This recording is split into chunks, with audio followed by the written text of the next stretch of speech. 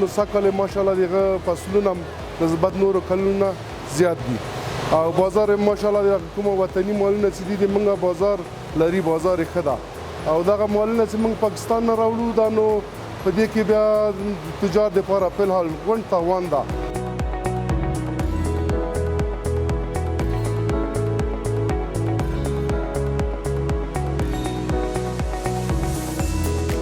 زموږ د خپل د ملک شی ورسیږي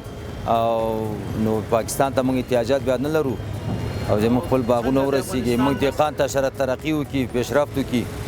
او حکومت توجه ورته وکړي دا ډېره ښه خبره ده.